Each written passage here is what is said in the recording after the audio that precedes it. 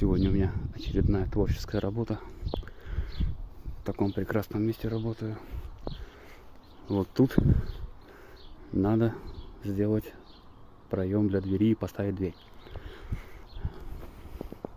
Грубо говоря, в стене сделать новый проем и вот эту дверь установить.